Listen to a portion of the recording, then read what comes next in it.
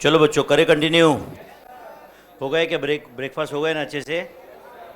चलो फिर come to page number 462 of your notes. Come to page 462 of your notes. आए क्या यहाँ तक? Page 462। Write a short note on co products. ऐसा कुछ दिख रहा है क्या उधर? Write a short note on co products. मैंने पहले भी कभी बताया था कि ये को प्रोडक्ट्स क्या होते हैं? बताया था।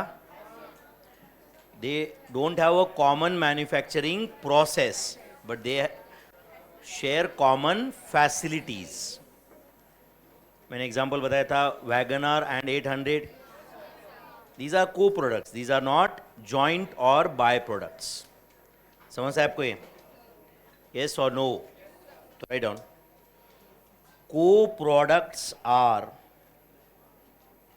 पेज नंबर 462 पे हम लोग। Write a short note on co product. दिख रहा है क्या आपको? को प्रोडक्ट्स आर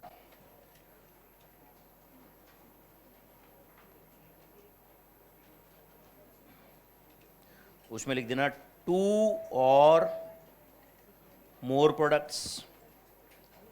टू और more products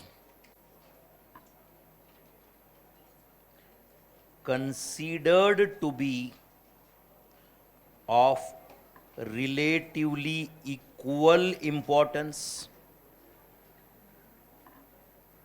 Considered to be relatively equal importance.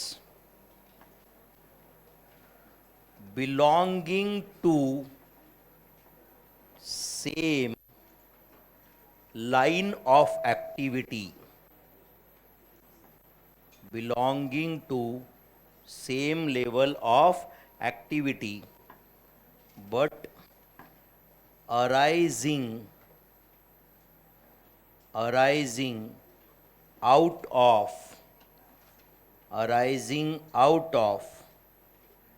different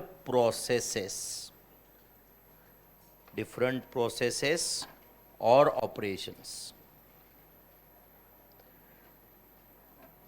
सबसे इंपॉर्टेंट कहाँ पे डिफरेंस क्रिएट हुआ समझा क्या? Different processes. जबकि joint product oblique by products are the, बोलो, results of a common manufacturing process. समझा क्या आपको ये? Can say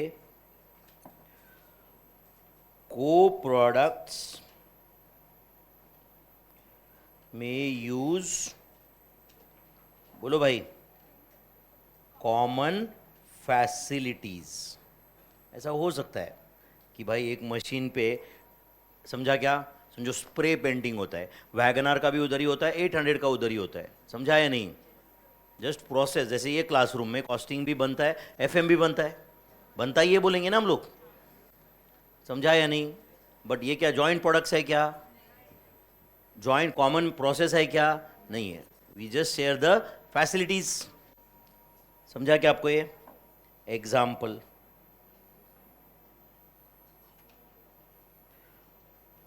let's say Tata Motors produces. बताओ टाटा मोटर की दो चार कार के नाम बताओ। कौन सा? हैरियर? क्या हैरियर, सफारी, और क्या बोले आप?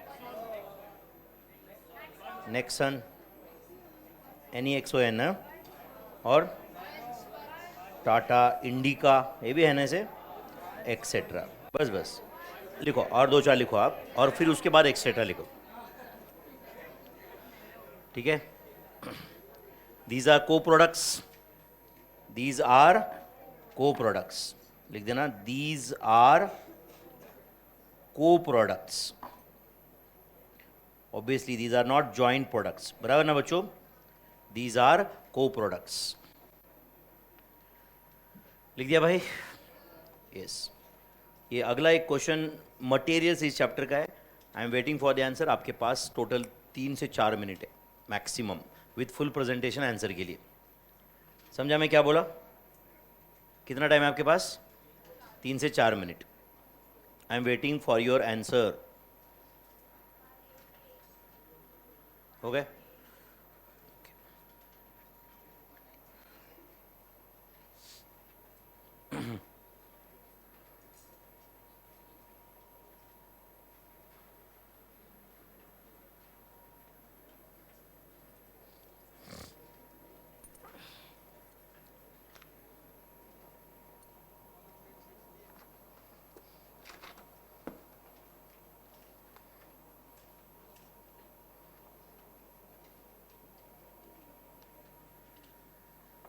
क्वेश्चन नंबर 18 आप सॉल्व कर रहे हो बच्चों.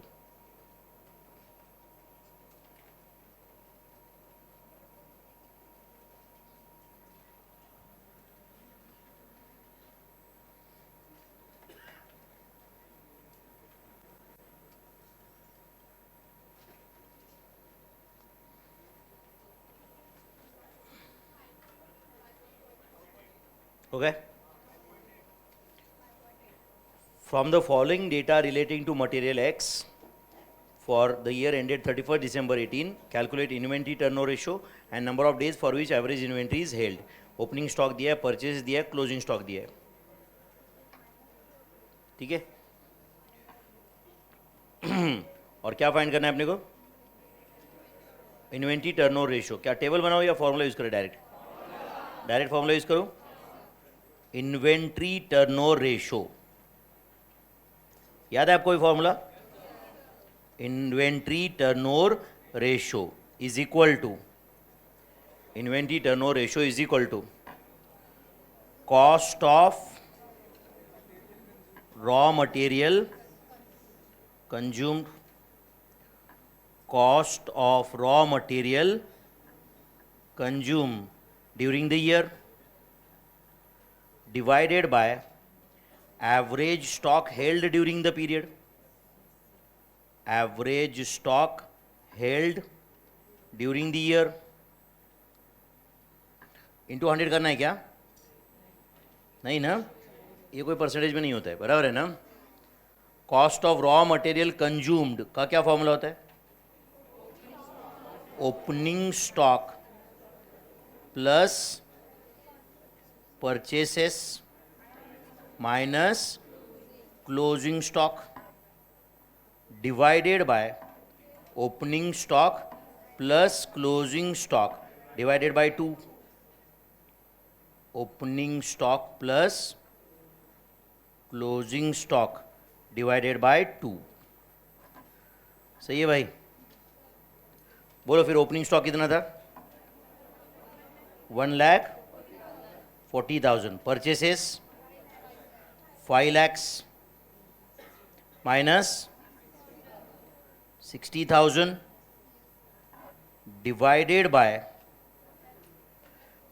by बोलो 1,40,000 plus 60,000 divided by 2.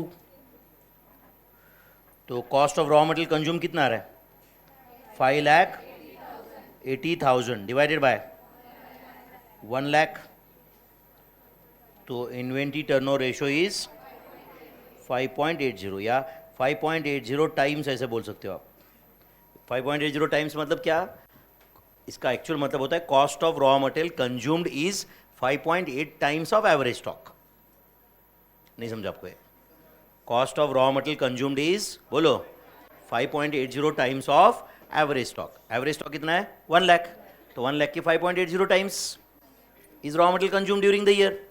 एंड ये जितना ज़्यादा आएगा उतना मटेरियल फास्ट मूविंग रहेगा. नहीं समझा आपको ये?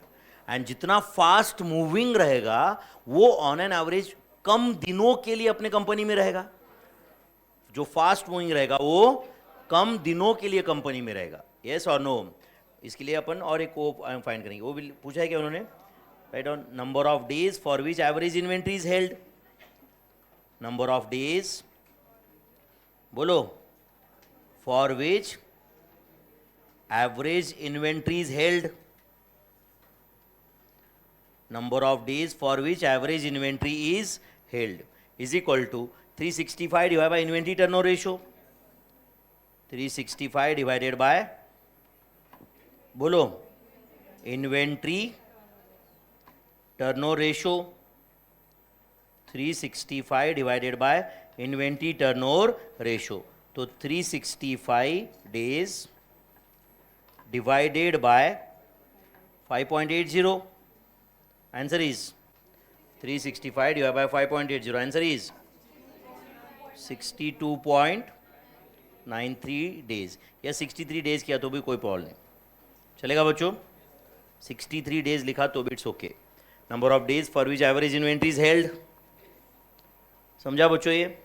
और एक सेंटेंस यहाँ पे लिखूँ कैसे, inventory turnover ratio is useful in knowing, बोलो, which are the fast moving and which are the slow moving items of raw materials. आप लिखोगे खुद के लिए, inventory turnover ratio is useful in identifying fast moving and slow moving raw material items. Inventory turnover ratio is useful, just अपने लिए note लिख रहे हैं हम लोग ये, inventory turnover ratio is useful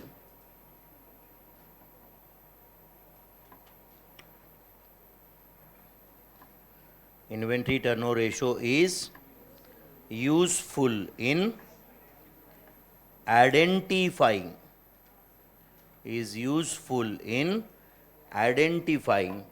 fast moving and slow moving items,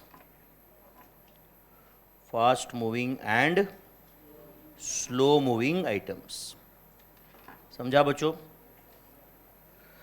inventory turnover ratio is useful in identifying fast moving and slow moving items. तो मेरे ख्याल से इस चैप्टर के all practical questions we are completed. Theory में भी हमने सब कुछ कंप्लीट कर चुके हैं, ओके। अगर आप देखोगे तो आपको सब समझेगा, ये जॉइंट प्रोडक्ट, बाय प्रोडक्ट क्या होता है, ये flow chart of decision making, ये भी लिख के दिया था क्या मैंने आपको, लिख के दिया था क्या भाई।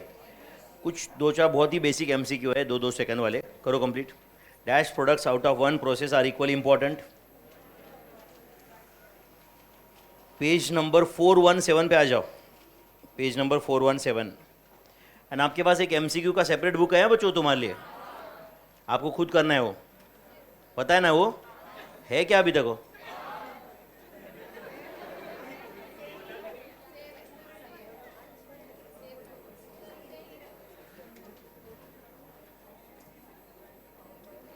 dash products are secondary results of operation and economic value is insignificant।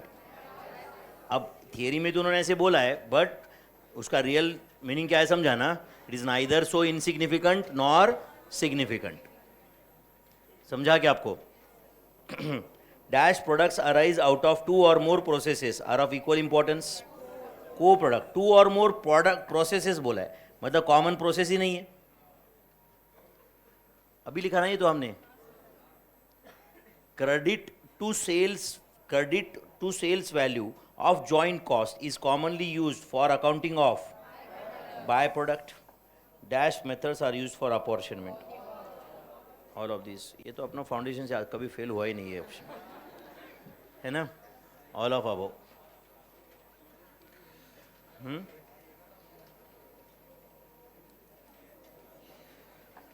तो ये हुआ हमारा joint product and bye product costing, joint product and bye product costing. और अपना नेक्स्ट चैप्टर है अभी प्रोसेस कॉस्टिंग। क्या नाम है, प्रोसेस कॉस्टिंग, ठीक है बच्चों। तो एक काम करो, आप डायरेक्टली आपके नोटबुक के या आपके नोट्स के पेज नंबर 472 पे आ जाओ, पेज 472, ठीक है।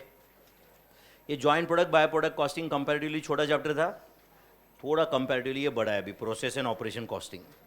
उसके बाद में कुछ chapter service costing, job costing, वो बहुत बेसिक बहुत छोटे छोटे चैप्टर्स है, इससे भी छोटे जॉइंट प्रोडक्ट बाय प्रोडक्ट से। अब बड़े चैप्टर 3 है, उसके 2 चैप्टर्स बहुत बड़े, इसके बाद में वो है marginal costing and standard costing, ठीक है। चलो अभी अपन ये स्टार्ट कर देते, फिर क्या लगा ये जॉइंट प्रोडक्ट बाय प्रोडक्ट। और स्टडी में ICAI स्टडी मतलब देखोगे 5-6 क्वेश्चन रहेंगे उधर, फिर भी मैंने यहाँ पे उससे कई ज़्यादा दिए क्वेश्चन। एंड और वॉल्यूम 3 में बहुत सारे एग्जाम क्वेश्चन है, वो भी अपन सॉल्व करने वाले हैं, ठीक है। तो चलो फिर करें नेक्स्ट चैप्टर अपन स्टार्ट। क्या नाम है नेक्स्ट चैप्टर का, process and operation costing, process and operation costing. सबसे पहला सेंटेंस लिखो, it is a method of costing and not a technique of costing. ये भी क्या है बोलो, मेथड। अपन टेक्निक्स कौन से सीखने वाले, टेक्निक्स याद रखो मतलब बचे हुए मेथड्स ही है। इंट्रोडक्शन के बाद टेक्निक्स कौन से थे, marginal standard budget, marginal standard budgets are techniques.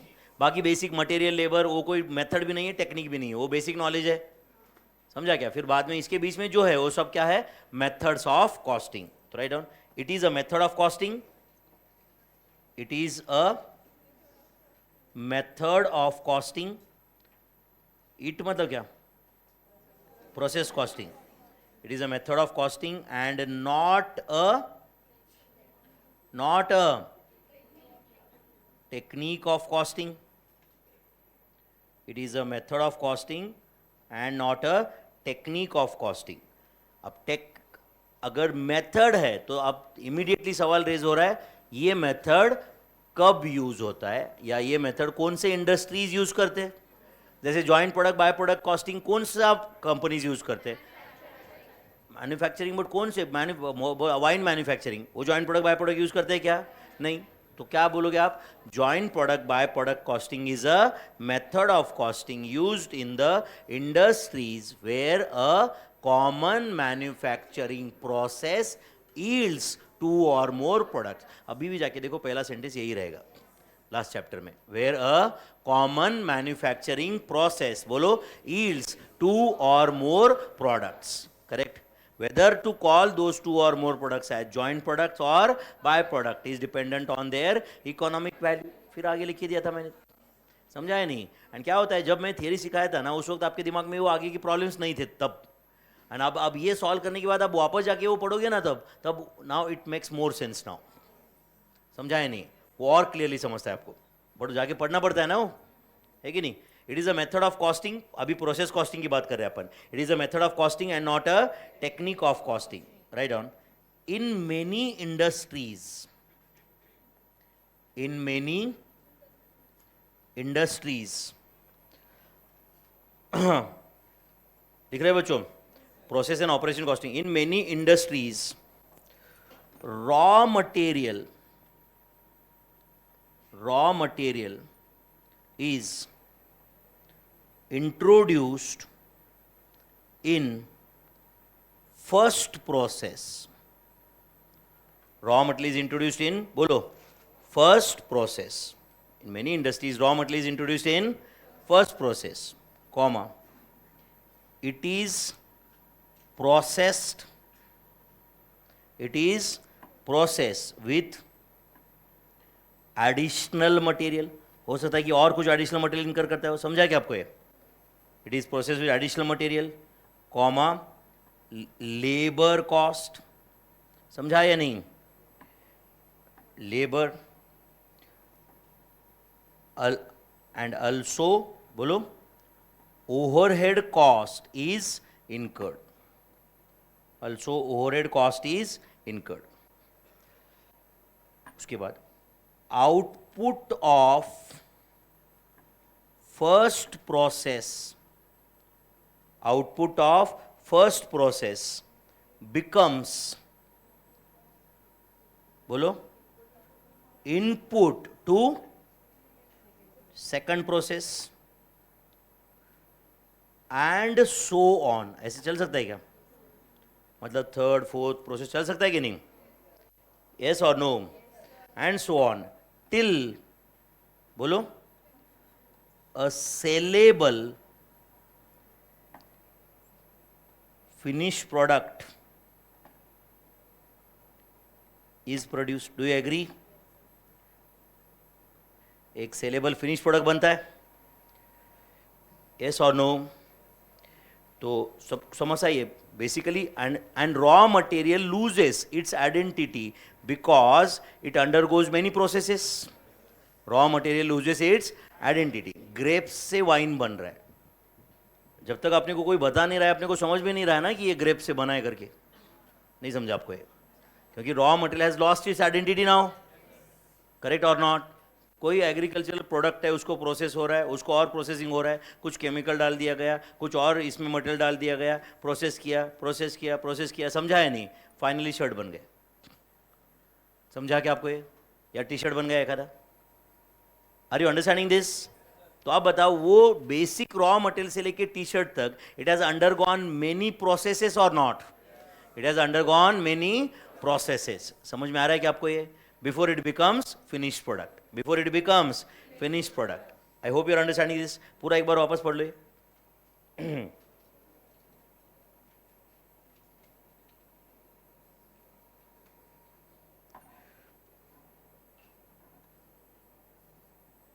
पढ़ा क्या?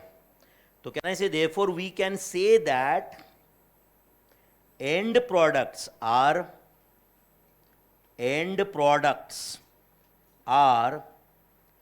results of multiple operations performed, results of, बोलो, multiple operations या processes, multiple processes performed in sequence. Do you agree? Multiple processes performed in sequence.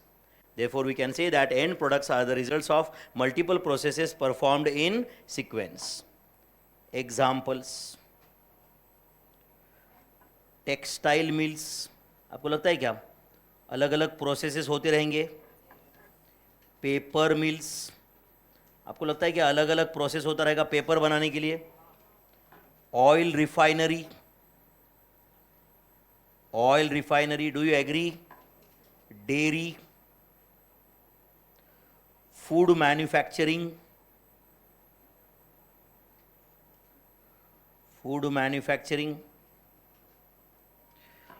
Etcetera, distillery, और बहुत सारा जो भी कुछ है। समझो कोई हम फूड मैन्युफैक्चर करते हैं, पर्टिकुलर लेट्स से पर्टिकुलर टाइप के पीनट्स बनाते हैं, it might go through multiple processes or not?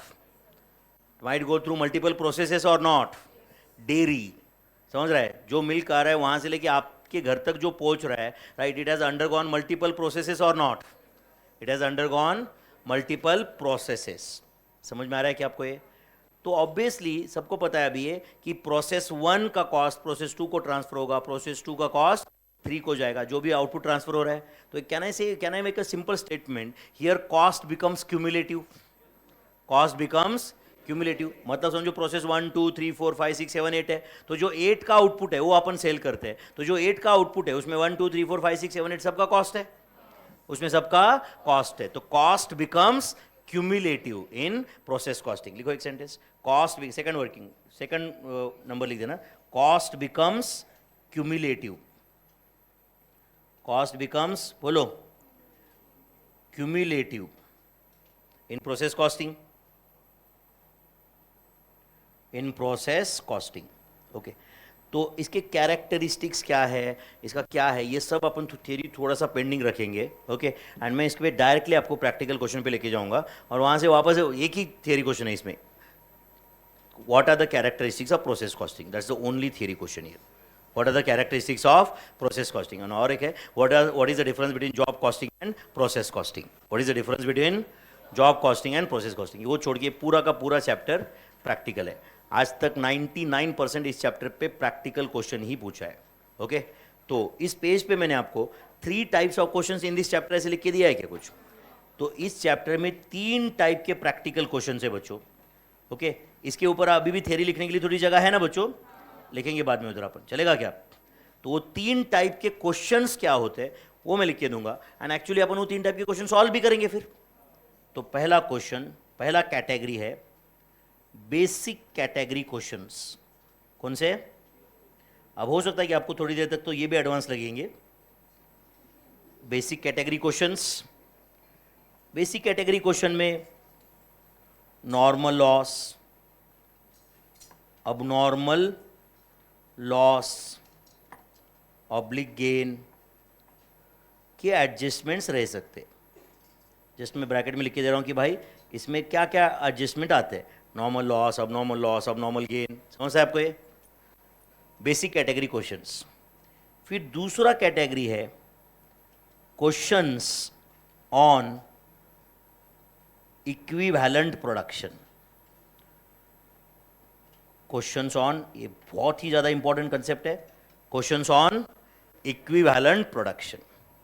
ये क्वेश्चंस ऑन इक्विवेलेंट प्रोडक्शन में आगे अपने अपने को यहाँ पे अपने सिलेबस में 2 मेथड्स है और वो 2 मेथड सीखना है, और वो है FIFO method and average cost, that is weighted average method, average cost और वेटेड एवरेज मेथड। वैसे FIFO, LIFO and weighted average होता है, बट लीफो उन्होंने अपने सिलेबस से निकाल दिया है। तो अगर आप 2019 के पहले का कोई एग्जाम क्वेश्चन लोगे तो हो सकता है कि आपको वो भी मिल जाएगा कि prepare a statement of equivalent production by LIFO method, तो उसको इग्नोर करो। समझा क्या मैं क्या बोल रहा हूँ? वो 2019 में ही सिलेबस से निकाल दिया है ICAI ने। समझा क्या? तो 2019 के पहले का कोई एग्जाम क्वेश्चन सॉल्व करोगे और वहां पे अगर आप प्रोसेस कॉस्टिंग में देखोगे prepare a statement of equivalent production by LIFO method, तो वो अपने सिलेबस में अब नहीं है। एंड तीसरा कैटेगरी है questions on inter process profits. Questions on क्या? Inter process profits. Inter process profits में कैसे अपन डील करते हैं वो देखना है अपने को, ठीक है? तो there are 3 category of questions in this chapter. कौन से? बेसिक कैटेगरी क्वेश्चंस, दूसरा क्वेश्चंस ऑन इक्विवेलेंट प्रोडक्शन, तीसरा questions on inter process profits. तो ऑब्वियसली आज अपन क्या पढ़ने वाले? बेसिक कैटेगरी क्वेश्चंस में से एक सॉल्व करेंगे अपन कम से कम। चलेगा बच्चों? ये लिख के लिया क्या आपने? बोलो कुछ तो। Basic category questions, questions on equivalent production, questions on inter process profit. Questions on equivalent production में कौन से मेथड अपने को सीखना है? FIFO method, average cost method, FIFO method and average cost method. तो चलो please read question number 1 on page 478। Question number 1 on page 478। Question number 1 my friends, page 478। चालू हो गए?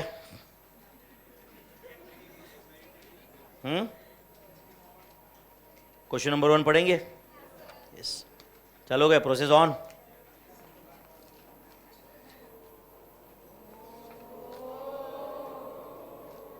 मेडिटेशन नहीं करना है भाई इनको, मेडिटेशन तो फिर भी ठीक है, कुछ लोगों के दूसरे प्रोसेस से चालू हो गए।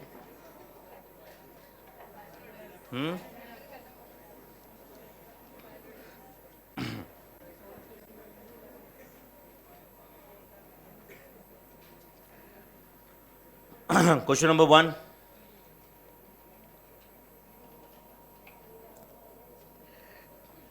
एक दिन सिर्फ मेरी बहुत सालों की इच्छा है कि एक दिन पूरा अनसेंसर्ड लेक्चर होना चाहिए, जहाँ पे कुछ भी बोल सकता है टीचर, है कि नहीं?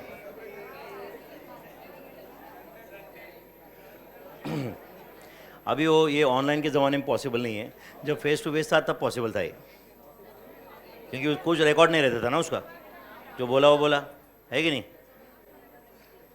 क्वेश्चन नंबर 1 पढ़ेंगे?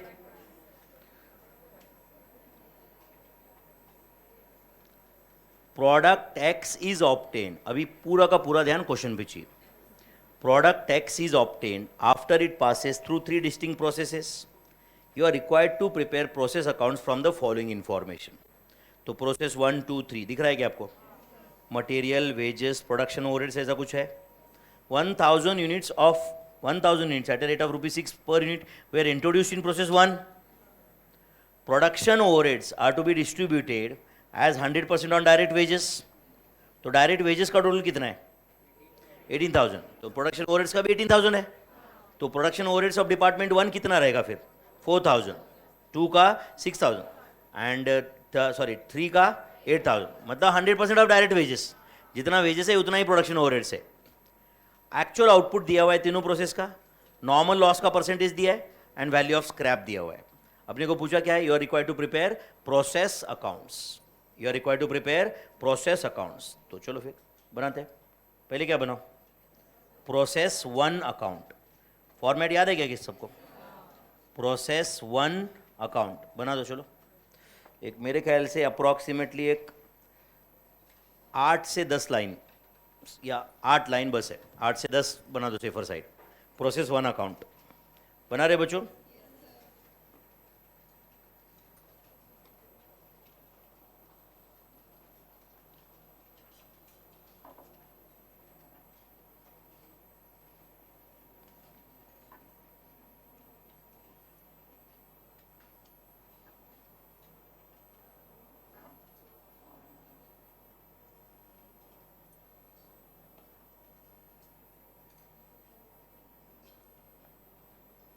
पर्टिकुलर्स के बाद में क्या? Quantity, rate, amount.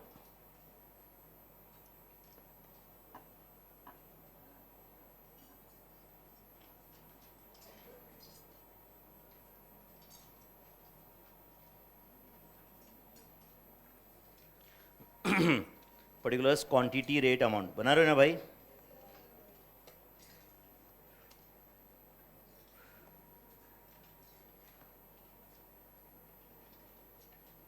क्वांटिटी क्या? किलोग्राम्स क्या है इधर? ठीक है, units. Quantity units, rate rupees, amount rupees. ठीक है, पर्टिकुलर्स, क्वांटिटी, रेट, अमाउंट।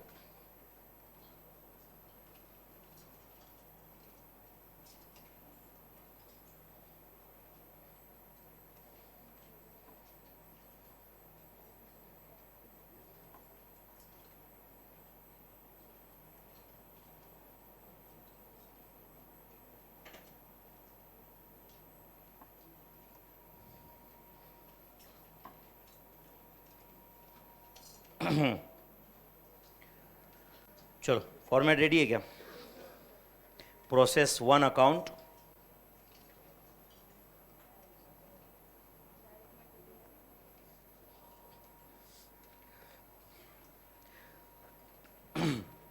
चलो बोलो क्या लिखो? टू पहले तो लिख देना टू इनपुट मटेरियल्स। क्या मेन रॉ मटेरियल क्या तुम्हारा प्रोसेस हो रहा है? मेरे ख्याल से 1000 यूनिट्स कंज्यूम हो रहे हैं एट अ रेट ऑफ 6000। आप समझा क्या बच्चों? इतने बेसिक स्टेज पे भाई एरर कर रहे थे, आप डायरेक्टली वो 5200 ही लिख लेते, बराबर है कि नहीं? जबकि ये पहला बेसिक मटेरियल कंज्यूम होने वाला है, बराबर है? विद दैट हर प्रोसेस में कुछ एडिशनल मटेरियल यूज होता रहेगा, समझा या नहीं? टू बोलो मटेरियल्स, टू मटेरियल्स या एडिशनल मटेरियल्स। कितना है उसका कॉस्ट बोलो? 5200। बट इसके क्वांटिटी में कुछ नहीं लिखना है, वो एक एडिशनल मटेरियल उस प्रोसेस में कंज्यूम हो रहा है। मेनली क्या प्रोसेस हो रहा है? 1000 यूनिट्स। समझा क्या बच्चों? बोलो। उसके बाद टू डायरेक्ट वेजेस। समझता है कि अपन कभी कभी एकदम बेसिक स्टेज पे एरर कर लेते करके। टू डायरेक्ट वेजेस कितना है? 4000। And to production overheads, to production overheads. Is it 4000 का 100%? Do you agree? अरे उन्होंने बोला है कि भाई वेजेस का 100% are the production overheads. Do you agree? अब बोलो। बाय नॉर्मल लॉस, ब्रैकेट में सेल ऑफ स्क्रैप लिख सकते हैं कैसे? सेल ऑफ स्क्रैप कितना है भाई? 5% है क्या?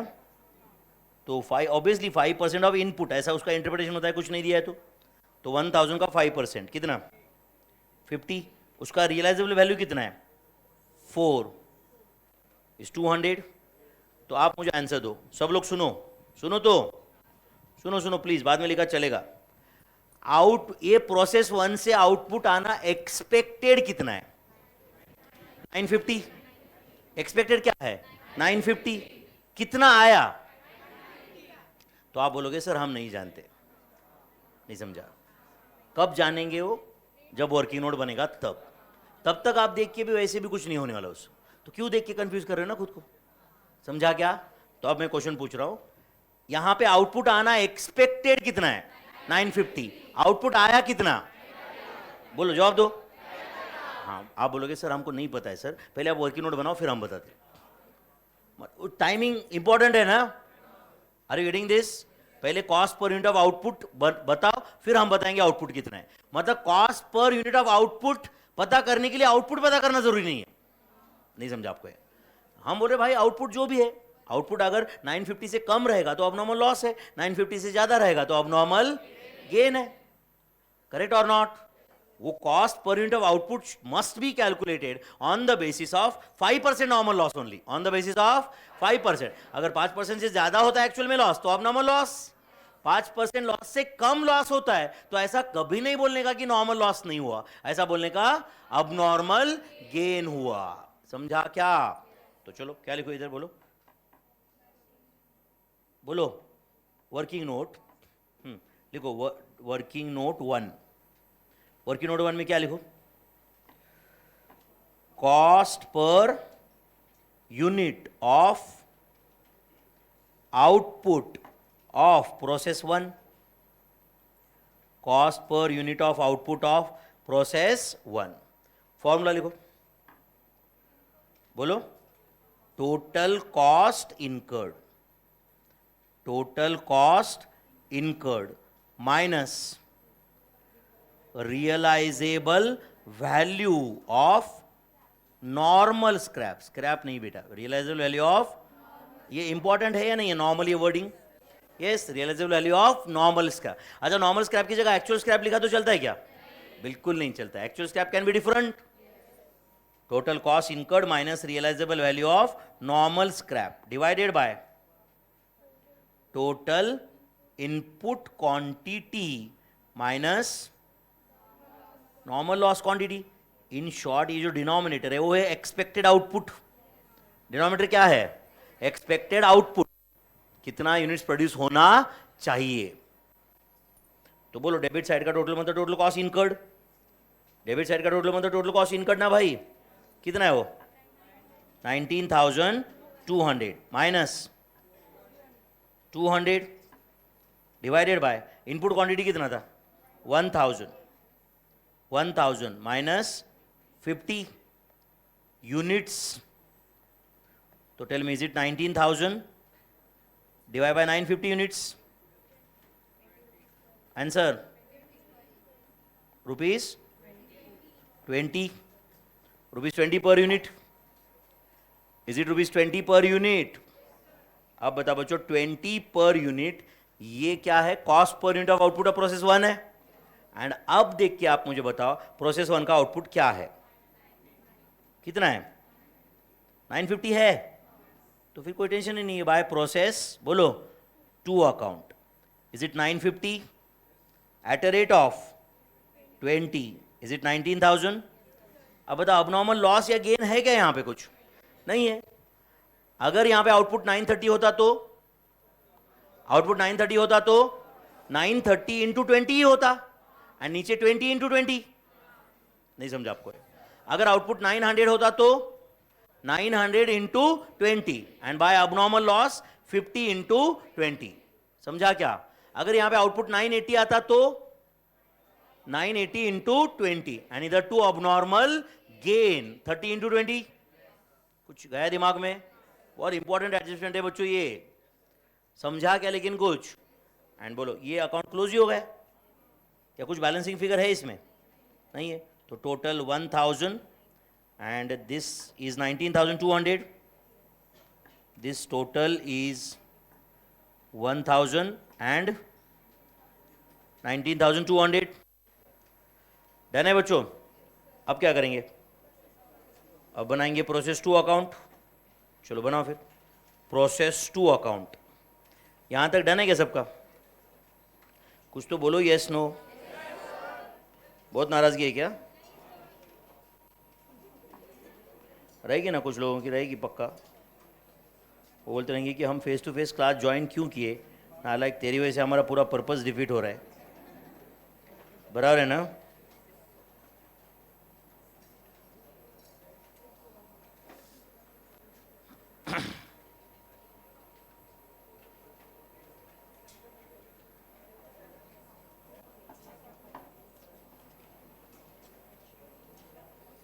Process two account,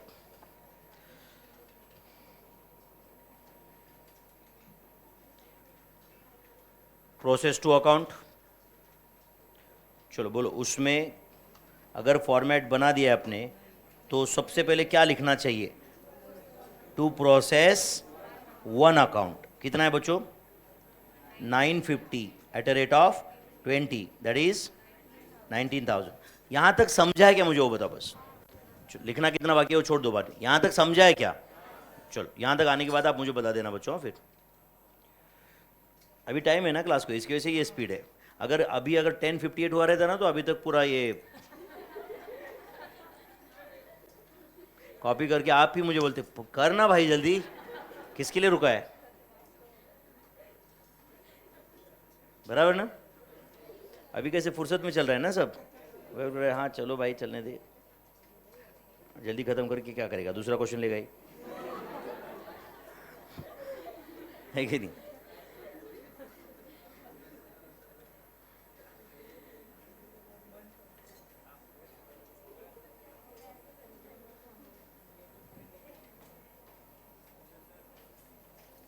to process one account, उसके बाद में to materials, to materials how much? 3960। Then to direct wages, बोलो। डायरेक्ट वेजेस 6000 प्रोसेस टू के लिए, बराबर ना? To production overheads, tell me is it 6000 का 100%? That is 6000। Then by normal loss, bracket में सेल ऑफ स्क्रैप कितना percent है? 10%। तो 950 का 10%, 95 एट अ रेट ऑफ 8, कितना दे? 760। सही है। अब आप मुझे बता आउटपुट आना एक्सपेक्टेड कितना है? ये प्रोसेस टू का आउटपुट कितना एक्सपेक्टेड है? 855। 855 बराबर है ना? 950 माइनस 95, 855। ये आउटपुट एक्सपेक्टेड है। 855 आउटपुट एक्सपेक्टेड है। आउटपुट आया कितना है लेकिन पता नहीं सर, ये जवाब है उसका। समझा क्या? कब पता करेंगे वो? जब रेट आएगा। तो इस इन शॉर्ट आउटपुट कितना आया इसको रेट से कोई लेना देना नहीं है, या रेट को आउटपुट से कोई लेना देना नहीं है। उसका टाइमिंग ही आप गलत, अभी आप आंसर दे रहे हो तो आप गलत टाइम पे आंसर दे रहे हो। मैं ये नहीं बोल रहा हूं गलत आंसर दे रहे हो, गलत टाइम पे आंसर दे रहे हो आप। अभी फिलहाल इस स्टेज पे आपका आंसर क्या होना चाहिए? जो भी आउटपुट है भाई आपने क्या करना है? Cost per unit of output find करो। क्या सोच के आउटपुट फाइंड कर, कॉस्ट फाइंड करो। 855 यूनिट्स बनेंगे। नहीं समझा आपको? अरे तुम्हारे सुनो सुनो सुनो, जिंदगी की कैलकुलेशन सब कुछ नॉर्मल होगा ये सोच के ही करोगे ना आप, या अबनॉर्मल कंसीडर करके करोगे? बट अबनॉर्मल हुआ तो फिर बाद में उसका अकाउंटिंग करेंगे ना भाई। कैलकुलेशन पर पहले ही दिमाग में अरे यार ऐसा हुआ तो ये हुआ तो, फिर तो कुछ नॉर्मल डिसीजन नहीं ले पाओगे कभी। Correct or not? कोई बाहर जा रहा है तुम बोलोगे भाई एक्सीडेंट हुआ तो ये हुआ तो, फिर क्या करो? जीना छोड़ना पड़ेगा फिर। अबनॉर्मल इंसिडेंस होता है, होता नहीं है ऐसे कुछ नहीं है, बट वो सोच के अपन प्लानिंग कर सकते हैं क्या? राइट? वो सोच के अपन जिंदगी में चल सकते हैं क्या? Not at all. Are you understanding this? तो यहां पे होता अबनॉर्मल गेन भी आता रहेगा भाई। 855 से ज्यादा भी आउटपुट आएगा, कम भी आएगा। आप बताओ हमारे कैलकुलेशन क्या सोच के होना चाहिए? नॉर्मल। एंड अगर तुम्हें कैलकुलेशन में ऐसा कुछ भी कंसिडर करना है तो तुम नॉर्मल लॉस का परसेंटेज क्यों फाइंड किए? अच्छा नॉर्मल लॉस का परसेंटेज कौन फाइंड करता है? अरे कंपनी पूरा पास्ट एक्सपीरियंस यूज करके करती है ना। समझा क्या? आज मुझे बताओ, सुनो सुनो सुनो, मैं आपको राइट बताया कि भाई मुझे 210 घंटे का ड्यूरेशन लगता है ये बैच कंप्लीट करने के लिए। ऐसे कैसे बताया 210 घंटे लगते? ऐसे ही हवा में फेंक दिए क्या? नहीं, कुछ पास्ट एक्सपीरियंस है मेरा इसके। अच्छा इसमें पास्ट एक्सपीरियंस से जो भी मैंने बोला है उसमें कुछ वेरिएशन पॉसिबल है क्या? पॉसिबल है। आप बाद में मुझे आके ये बोल सकते हो क्या सर आपने 210 घंटा बोला था सर, देखो ये 218 घंटे हो गए। क्या कैलकुलेशन करते हो सर? हाँ, बट 210 का अगर मैं 350 किया तो आप जरूर ये बोल सकते हो बहुत ज्यादा होगा ये, करेक्ट, वेरिएशन बहुत ज्यादा हो गया। बट अब 210 का 218 घंटे हुआ तो हो गया भाई। अब लेना था मुझे कुछ एग्जाम क्वेश्चंस और एडिशनल, कर दिया मैंने थोड़ा ज्यादा एक्सप्लेन, यस और नो, राइट? हो गए 4-5 क्वेश्चन ज्यादा एक्सप्लेन हो गए। 5-6 घंटे बढ़ने को कितना टाइम लगता है भाई? पूरे batch, over the period of the batch अगर मैं 7-8 आवर्स ज्यादा पढ़ा लेता हूं तो कुछ बहुत ह्यूज वेरिएशन हुआ क्या? Not at all. बट मैं अगले बैच का प्लानिंग तो सब कुछ नॉर्मल होगा ये सोच के ही करूंगा ना।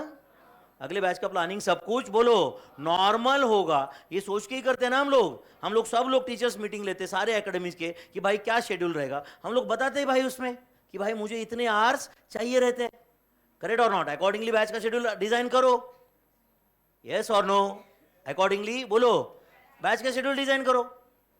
Are you getting this? जैसे पहले पहले वो फर्स्ट ग्रुप में जब हम कॉस्टिंग पढ़ाते थे, फर्स्ट ग्रुप में तब था, तब फर्स्ट ग्रुप का बैचेस थोड़ा duration number of days wise ज्यादा रहता है, करेक्ट? तो उसमें पर लेक्चर ड्यूरेशन कम था ना, फिर पर लेक्चर कॉस्टिंग का ड्यूरेशन कम था। फिर बाद में उन्होंने बोला कि नहीं अपन कॉस्टिंग सेकंड ग्रुप के साथ पढ़ाएंगे, मैंने बोल दिया कोई प्रॉब्लम नहीं। बट उस केस में सेकंड ग्रुप के अगर तुम ये 67-68 ही लेक्चर मिलने वाले या 65 लेक्चर्स ही मिलने वाले, तो उस केस में हर लेक्चर 2-2.25 घंटे का रह के नहीं चलेगा। हर लेक्चर 3 घंटे का चाहिए कम से कम, हर लेक्चर कम से कम 3 घंटे का चाहिए। उसके बावजूद भी मुझे 10-15 घंटे कम पड़ रहे, यस और नो? तो आप बताओ ये सब कुछ कहां से लाया ड्यूरेशन? मैंने कुछ पास्ट एक्सपीरियंस यूज करके लाया कि नहीं? तो ये कंपनी को प्रोसेस 2 का जो पास्ट एक्सपीरियंस है उससे उन्होंने डिसाइड किया है कि भाई यहां पे नॉर्मल लॉस 10% है, तो यहां पे अगर इनपुट 950 है तो 855 आउटपुट आना चाहिए। बट एक्चुअल में 850 से ज्यादा आया तो अबनॉर्मल गेन, कम आया तो अबनॉर्मल लॉस। तो अगर बच्चों आपने समझो 855 से ज्यादा आउटपुट आया, तुमने एक्चुअल आउटपुट से डिवाइड कर दिया ना, तो कॉस्ट पर यूनिट कम हो जाएगा। तुम नालायक को ध्यान है क्या? अगर 855 से ज्यादा आउटपुट आया तो जो भी कॉस्ट है डिवाइडेड बाय 855 से बड़ा नंबर, तो कॉस्ट पर यूनिट कम हो जाएगा। कॉस्ट पर यूनिट कम होगा तो अल्टीमेटली तुम सेलिंग प्राइस भी कम कर दोगे ये सोच के कि कॉस्ट कम है। आप बताओ सेलिंग प्राइस कम करके गलती कर दी ना आपने, क्योंकि अगले पीरियड में आपको वापस बढ़ाना पड़ेगा, तो आपका सेलिंग प्राइस भी कंटिन्यूअस अनस्टेबल रहेगा कि नहीं, ये अबनॉर्मल इंसिडेंस की वजह से। तो जो तुम डिसीजन ले रहे हो about selling price, it should consider only normal losses. Normal समझता है कि आपको नॉर्मल चीजें कंसीडर करके ही आपने प्लानिंग करना चाहिए। Are you understanding this? कहीं पे भी मेरे भाई कोई छोटे मोटे जगह पे भी आप नॉर्मल कंसीडर करते हो कि नहीं? अब समझो मुझे लेट्स से रात को 11 बजे तक मुंबई पहुंचना है, मुझे रात को 11 बजे तक, क्योंकि 2 बजे की मेरी फ्लाइट है, रात को 2 बजे की फ्लाइट है, तो मुझे 11 बजे तक वहां पे पहुंचना पड़ेगा। तो आप मैंने पुणे से कितने बजे निकलना चाहिए, इसमें भी अपन पास्ट एक्सपीरियंस यूज करते कि नहीं? करेक्ट। मैं भाई को राइट कुछ दिनों के पहले बोल रहा था कि भाई 2 बजे फ्लाइट है, 3 घंटे पहले उधर पहुंचना पड़ेगा, 11 बजे पहुंचना पड़ेगा, कितने बजे निकलना पड़ेगा? मैं बोला एक काम कर, सेफर साइड दोपहर के 2 बजे ही निकल। समझा या नहीं? दोपहर के 2 बजे ही निकल जा। नॉर्मली राइट 4-5 घंटे लगते हैं, राइट? तो ऐसा कंसिडर कर 6-7 घंटे लगेंगे। बट आप बताओ मैंने दोनों कंसिडर किया कि नहीं यहाँ पे? नॉर्मल, राइट, एंड साथ में मार्जिन ऑफ सेफ्टी ऐड कर दिया उसमें। Are you understanding my friends? मैंने अच्छा वैसे देखा जाए तो पुणे मुंबई 2 घंटे में भी जाता है कभी कभी, तुम्हारा नसीब अच्छे रहा तो, correct or not? Right. Covid में मैं खुद 1 घंटा 30-40 मिनट में भी जा चुका हूं, कोविड ड्यूरिंग। कोई रास्ते पे एक भी व्हीकल नहीं, समझा नहीं, डायरेक्ट इधर चालू, उधर मुंबई में घर के नीचे पार्क। समझा है कितना डिस्टेंस यार, 150 किलोमीटर, करेक्ट और नॉट? ये तो ट्रैफिक की वजह से इतना ज्यादा टाइम लगता है ना। Are you understanding this? तो आप बताओ मैं प्लानिंग जब कर रहा हूं तो I am considering the normal losses और नॉट? कोई भी चीज का प्लानिंग, तुम्हारे घर पे मम्मी खाना बना रही है तो भी कितना लॉस होता है, क्या होता है, कुछ कंसीडर करते रहेगी कि नहीं? आप बताओ यहां पे प्लानिंग के एंगल से आउटपुट कितना एक्सपेक्टेड है, बोलो 855। आप बताओ cost per unit of output 855 के एंगल से ही कैलकुलेट होगा कि नहीं? यस और नो? बट अगर एक्चुअल में आउटपुट 855 से ज्यादा आया तो अबनॉर्मल गेन, एंड उससे कम आया तो abnormal loss, and abnormal loss या गेन जो भी रहेगा वो P&L को जाएगा, कॉस्टिंग P&L को जाएगा। समझा क्या? तो आप बताओ यहां पे आउटपुट कितना है अभी तक देखे क्या हम? नहीं। उसके पहले अपन क्या कैलकुलेट करेंगे? Cost per unit of output. चलो write down working note. Working note लिख रहे हो क्या? फिर क्या वर्किंग नोट है बोलो? वर्किंग नोट 2 लिख रहे हो क्या? Working note 2, cost per unit of output of process 2। वैसे ये फॉर्मूला डबल डबल नहीं लिखा तो चलेगा, डायरेक्ट कैलकुलेशन, बट अब लिखो यहाँ पे, चलेगा क्या? क्या फॉर्मूला है? Total cost incurred minus realisable value of normal scrap divide by total input quantity minus normal loss quantity. सही है बच्चों? चलो बोलो, टोटल कॉस्ट इनकर्ड कितना है? डेबिट साइड का total 19,000 plus 3,960 plus 6,000 plus 6,000, is it 34,960? Is it 34,960 minus 760 divided by 950 minus 95 units. सही है क्या भाई? सही है क्या? तो 34,960 minus 760 divided by 855, answer rupees 40 per unit. Yes और no? Is it rupees 40 per unit? And आप बताओ बच्चों, आउटपुट ऑफ प्रोसेस 2 क्या है? 840। तो 855 से कम है, 855 से कम है, तो अब नॉर्मल लॉस है या गेन है? तो सबसे पहले तो लिखो यहां पे by process 3 account, by process बोलो 3 अकाउंट, बोलो बाय प्रोसेस 3 अकाउंट क्या हो रहा है? 840 इंटू 40, 840 इंटू 40, इज इट 33,600? सही है क्या बच्चों? एंड फिर क्या लिखो बोलो?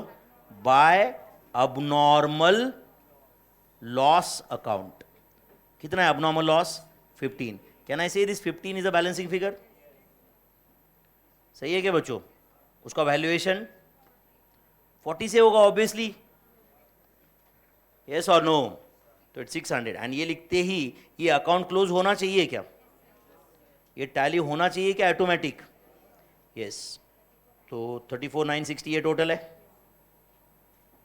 This total 950 and 34,960। समझा क्या भाई? ये टफ था ये सब। अब क्या बनाएंगे? अब क्या बना रहे हो? प्रोसेस 3 अकाउंट बना दो, प्रोसेस 3 अकाउंट। टाइम है ना? मैंने थोड़ा टाइम था एक्सप्लेन करके, वो भी खत्म कर दिया है ना, बराबर ना? प्रोसेस 3 अकाउंट बना रहे हो क्या भाई? बोलो कुछ तो, yes no? Third working process 3 account, process 3 account. Yes बेटा।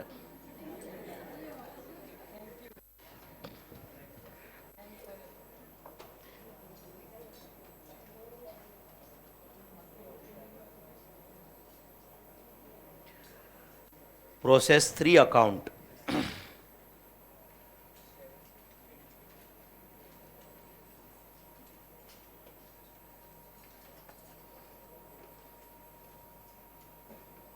बोलो भाई प्रोसेस 3 अकाउंट में क्या लिखो?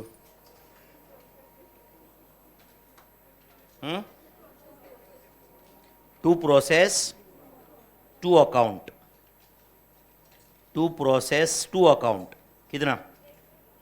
840 एट अ रेट ऑफ 40, 840 40 33,600 आए क्या यहां तक? नहीं? आराम से करो, कोई टेंशन नहीं। हुआ क्या बच्चों? Process 3 account, particulars, quantity.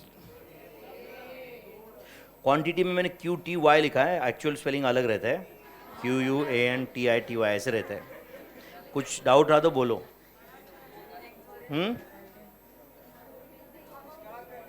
Amount का भी एक्चुअल स्पेलिंग अलग रहता है, AMOUNT, मैंने AMT लिखा है, मिस्टेक है ना ये? तो अपन उसका स्पेशल क्लास लेंगे बच्चों, जिसको भी डाउट है क्लास के बाद मिल लेना मुझे।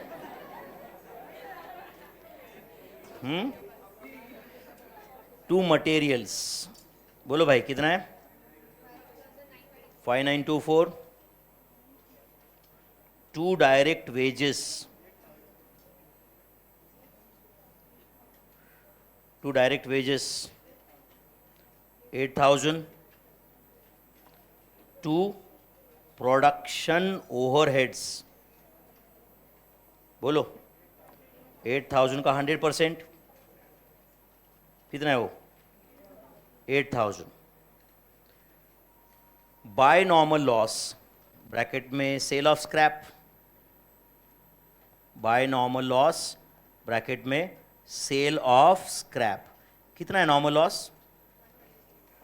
15%. तो टेल मी, इज इट 840 का 15%? इज इट 840 का 15%? कितना है वो? 840 का 15%.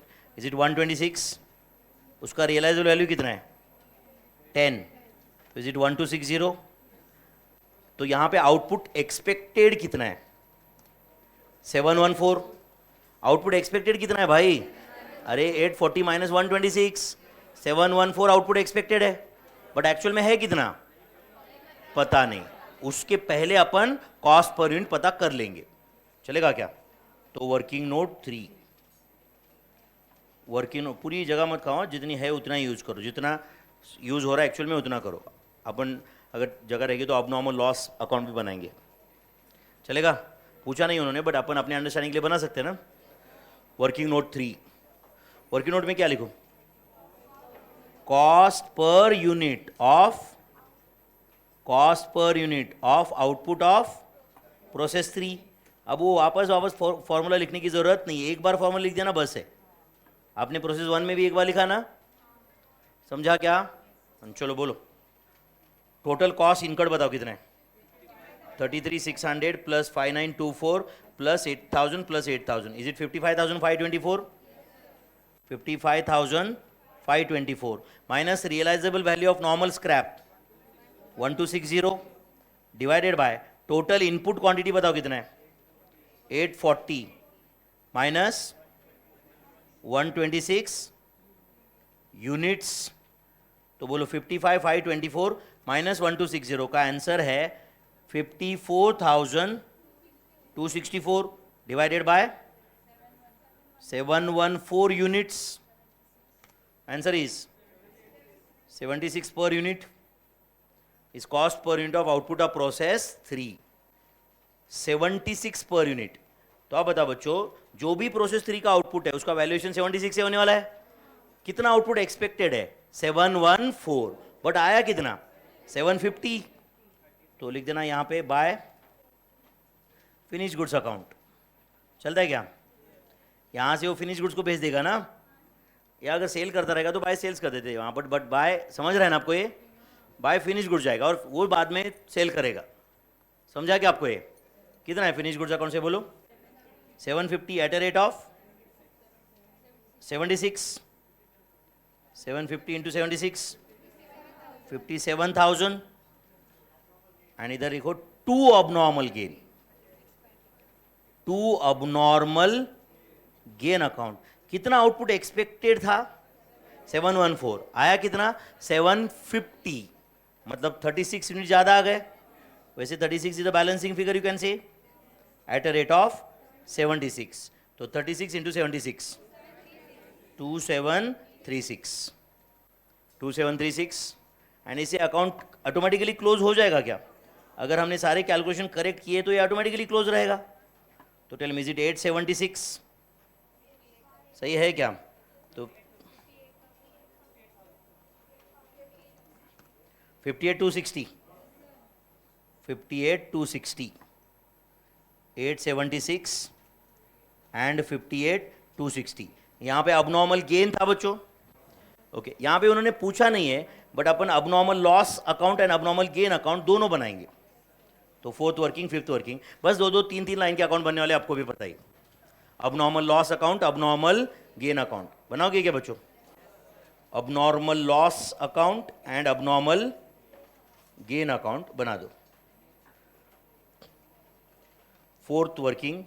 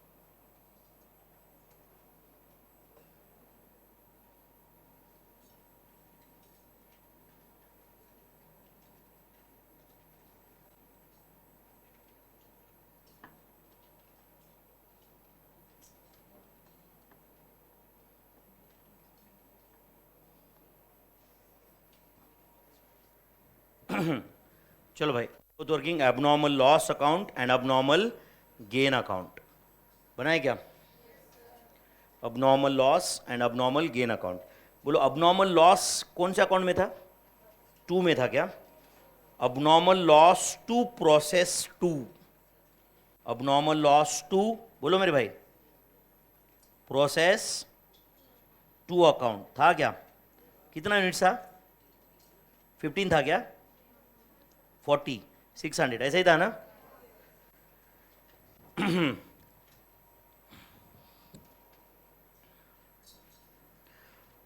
अपने अकाउंट बना दिए क्या ये दोनों? 2-3 मिनट ज़्यादा जाने से कुछ नहीं होगा, बट अंडरस्टैंडिंग कॉम्प्रोमाइज़ नहीं चाहिए। प्रोसेस टू अकाउंट में देखो एक बार अच्छे से, प्रोसेस टू अकाउंट में देखो प्रोसेस टू अकाउंट में इनपुट कितना है? 950। जब तक तुम ध्यान नहीं दोगे तब तक मैं बताऊंगा। इनपुट कितना है? 950। आउटपुट एक्सपेक्टेड कितना है? आउटपुट एक्सपेक्टेड कितना है? 855। बट आया कितना? 840, उससे कम आया। इसका मतलब हम चाहते थे कि वहां पे 855 यूनिट्स बने जिसका वैल्यूएशन 40 से हो, 850 बने जिसका वैल्यूएशन 40 से हो, बट आए तो सिर्फ 840। तो हमें लगा कि अरे यार नुकसान हुआ अपना। कितना यूनिट्स का? 15 एट अ रेट ऑफ 40। सुनो तो, 15 एट अ रेट ऑफ 40, ये नुकसान हुआ। तुरंत हमें कोई तो बोलेगा ठीक है भाई नुकसान हुआ, but 15 at a rate of 40 नहीं, 15 एट अ रेट ऑफ 32, क्योंकि हम जो यूनिट स्क्रैप हो गया उसको 8 से बेच देंगे। अब आपको हमें लग रहा है नहीं सर, बट 8 से तो वैसे भी आप बेचने वाले थे। हाँ वैसे 95 बेचने वाले थे, बट अभी आप 110 बेचोगे। नहीं समझे आप? कैसे 110 बेचोगे? इनपुट 950 है, आउटपुट 840 है, तो स्क्रैप कितने हो गए? 110। तो ये 15 यूनिट्स का 8 रुपए पर यूनिट से तो वैल्यू मिल गया ना, तो नुकसान 40 से कैसे हुआ? 32 से ही हुआ। अब तो गया क्या दिमाग में? गया क्या बताओ? मुझे बताओ, अदरवाइज तुम कितने यूनिट्स बेचने वाले थे? स्क्रैप 95। अब 110 बेचोगे। क्यों 110 बेचोगे? 15 ज्यादा क्यों? क्योंकि अब नॉर्मल लॉस हुआ, तो लॉस 40 रुपए से था, बट 8 रुपए तो आ गए ना उसमें से। यस और नो? तो वो 8 रुपए यहां पे अभी अबनॉर्मल लॉस में क्रेडिट होगा। तो क्या लिखो यहां पे? बोलो बाय सेल ऑफ स्क्रैप। होगा कि नहीं? 15 at a rate of 8, is it 120? Yes और नो? एंड जो बैलेंसिंग फिगर है, मतलब as well as 15 at a rate of 32 हो गया ना वो? यस और नो? वो कहां जाएगा? By costing P and L. कितना है बैलेंसिंग फिगर?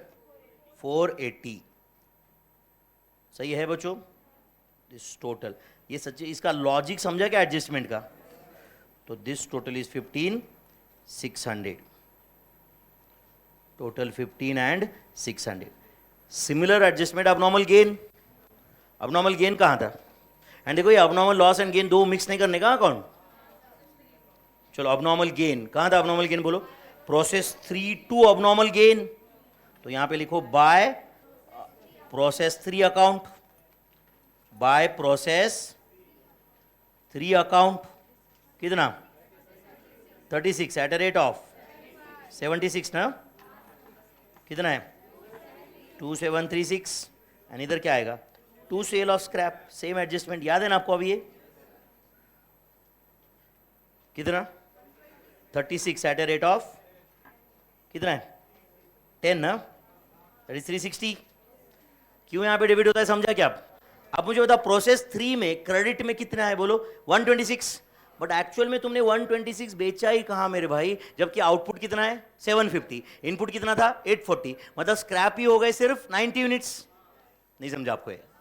तो आप तो वहां पे 126 का क्रेडिट देके बैठे हो ना, तो वो बचे हुए 36 का क्रेडिट इधर रिवर्स हो रहा है। समझा क्या? तो बोलो to costing P and L, to costing profit and loss account. कितना? 2376 बैलेंसिंग फिगर।